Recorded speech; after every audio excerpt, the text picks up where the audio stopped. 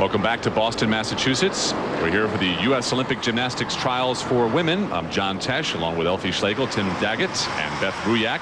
We're at the Fleet Center watching Jennie Thompson, who is in 10th place after 3 rotations. The women have the compulsories, which count 60%, the optionals, which count 40%, but she needs to dig herself out of this hole because only the top 7 are going, and already Shannon Miller and Dominique Moceanu have made it mathematically possible for them to go to the games. That means that there are only 5 positions left. Things did not go well for Jennie Thompson this morning in practice. She had a nervous time on the balance beam during this exercise.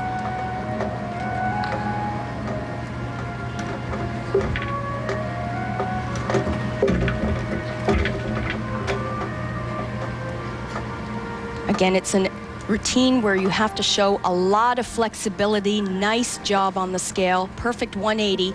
This is a crucial element. Handstand split. Oh, that was great. She's worked hard.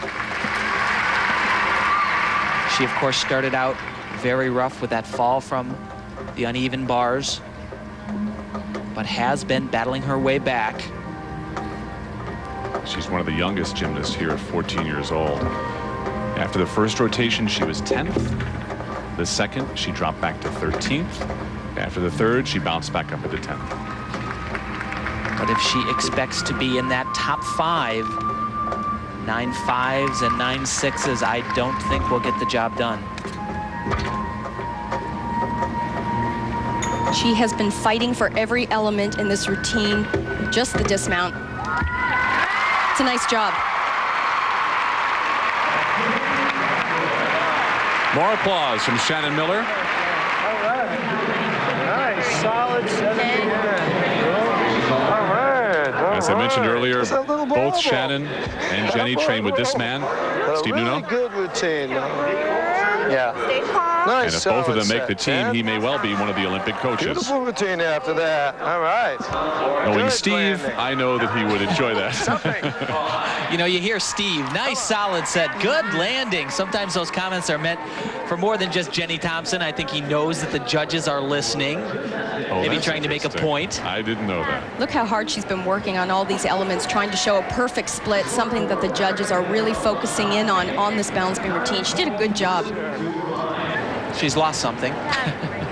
There's her score of a 9.525. Good score, but once again, not a great score. She needs 9 6s, 9 7s to crack that top spot. Just ahead of her entering this rotation, Kristy Powell, who had that mishap on the uneven bars that scored her below a 9.0. And you know that is weighing heavily on Kristy's mind. This is a tough event. It should go fairly well for Kristy. I've seen her do this routine time and time again, extremely well. Again, big elements right off the top. Slight wobble there. A lot of the women are holding their leg up after the cartwheel element. Kristy chooses not to. It is not a deduction.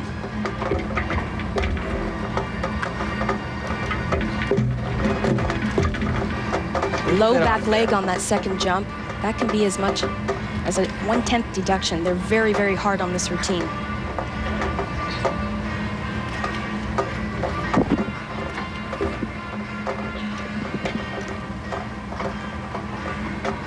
She's not having any major mistakes, but just slight little balance checks and maybe not exact handstand positions or 180 splits. Has to keep this moving. Rhythm very important. Dropped her foot down, that will be a deduction, as well as the loss of rhythm.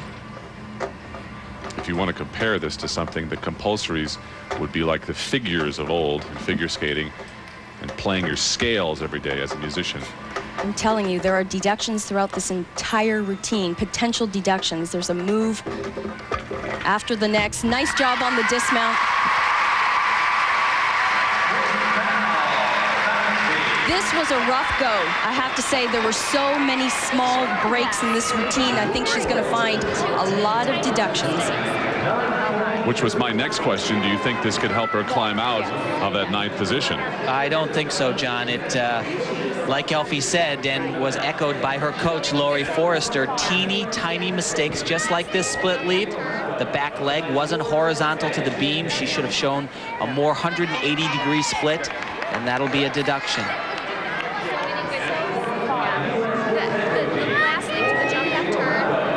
Some post-coaching by Tom and Lori Forrester, and you're right, Tim and Elfie, a 9.250. That could possibly knock her even further down. Kerri Strug, someone who has been to the Olympic Games before, coached by Bella Caroli, coming up next. Welcome back. In fourth place after 3 rotations. Entering the last rotation is Kerri Strug. You have seen her before. She is looking to make her second trip to the Olympic Games. Was the youngest member of the team 4 years ago. A position Dominique Moceanu finds herself in. I think we're in for a great routine. Did you see the way she presented herself to the judges? Kerri is going to sell this exercise. Great first opening tumbling pass. Only 5 positions left. She is in 4th position at this point.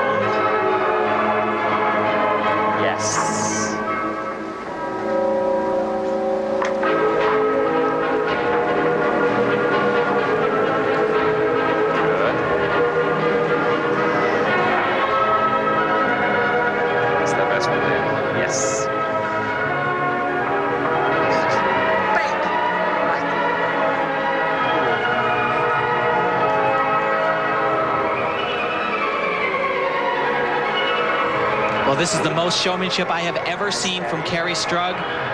This is fabulous.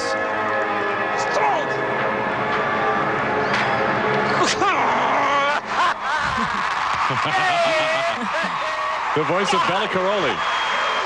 Wow! Baby! That was a big one. Oh my God!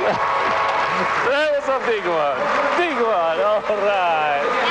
Now that was a good one. Now that was a good one. Now that's baby. Something else. Yes, a big one. A big one. Well, it's not over until after the optionals, of course. That was big. But Kerri Strug served notice there. Wow, did she come alive in this exercise? You know, we've talked about her maturity, and it certainly showed, especially in the dance. But take a look at the tumbling. Kerri is explosive. She's exciting. Look at that. That was incredibly high.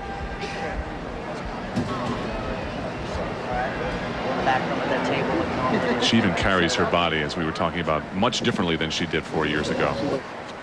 A 9.887 on floor exercise for Kerri Strug, which puts her in tremendous position entering the optional phase of the Olympic trials. Moves her up into 3rd, just behind another lady who had a terrific day today, Dominique Dawes. As we take a look at the rest of the standings, Shannon Miller, Dominique Moceanu, look down through 7. If it ended right now, those are the 7 athletes that would be going to the Olympics, but we still have optionals.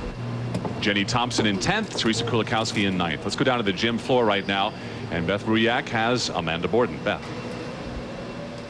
4 years ago, you were on your path at this point, and there was a little different outcome. Compare 4 years ago to now for me. Well, I didn't really know what to expect 4 years ago, and now I know what I need to do, and I know what it takes to, you know, be in the top 7, and I'm going to do everything I can to stay there. Any easier this time? I don't think that a competition is ever easier or harder. It just depends on, you know, where you are and what you need to do, and I just need to stay tough and hang in there. Good luck in the optionals. Thank you. And so the first phase of the Olympic trials is complete. The optionals for Dominique Dawes and the rest are next.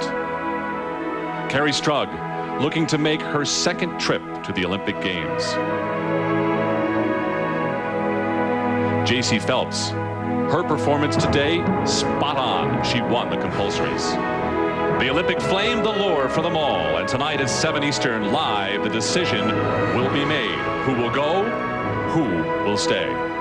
For Elfie Schlegel, Tim Daggett, and Beth Ruyak, I'm John Tesh. We will see you live tonight.